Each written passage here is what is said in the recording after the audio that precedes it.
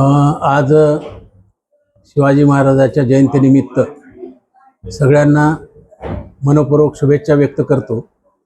आणि आपण जो प्रश्न विचारला तो या देशातील सगळ्या सुज्ञ नागरिकाच्या मनातला हा प्रश्न आहे। तर आजच्या पिढीनं शिवजयंती खऱ्या अर्थानं कशी साजरी करावी, तर याच्यासाठी मी असं सांगेन की 3 मूलमंत्र त्यांनी लक्षात ठेवावे आणि त्या पद्धतीने जर आपण आपलं कार्य सातत्यानं ठेवलं तर खऱ्या अर्थानं शिवजयंती साजरी झाली असं आपल्याला म्हणता येईल। ते 3 मंत्र कोणते? शिवरायाचे 8वे रूप, शिवरायाचा 8वा प्रताप आणि शिवरायाचे 8वे चरित्र। ह्या 3 गोष्टीवर जर फोकस आजच्या तरुणांनी केलं किंवा समाजातील प्रत्येक घटकांनी केलं तर मला वाटतं खऱ्या अर्थानं शिवजयंती आपण साजरी केली आणि हा दिवस आजचा खऱ्या अर्थानं सार्थक झाला असं म्हणता येईल। आपण म्हटल्याप्रमाणे की आज कुठल्याही महापुरुषाची जयंती साजरी करण्याचं एक हिडीस स्वरूप समाजासमोर येत आहे। एक जयंती साजरी करायची तर त्याला वर्गणी जमा करायची।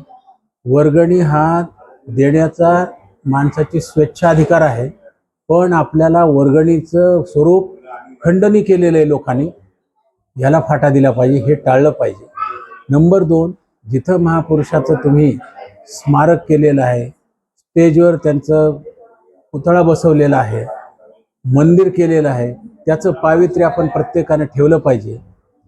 तिथं नशापाणी करून मोठ्या मोठ्या आवाजात डीजे लावत असाल तर मला वाटतं तिथं महापुरुषाचं जे काही अस्तित्व आहे तेही राहणार नाही, त्यांचे विचारही राहणार नाही आणि त्या महापुरुषाच्या आत्म्याला केवळ आपण सगळेजण त्या पद्धतीची जयंती साजरी करणं म्हणजे क्लेश देतो आहोत, याच्याशिवाय वेगळं काही होणार नाही। तर ह्या 3 दिलेल्या मूलमंत्राच्या आधारे आपण जर शिवजयंती साजरी केली किंवा कुठल्याही महापुरुषाच्या जयंती साजरी केली तर खऱ्या अर्थानं त्या जयंतीचं साजरीकरण झालं, तो सोहळा झाला, तो उत्सव झाला असं म्हणण्यास आपल्याला पुरेसा वाव आहे।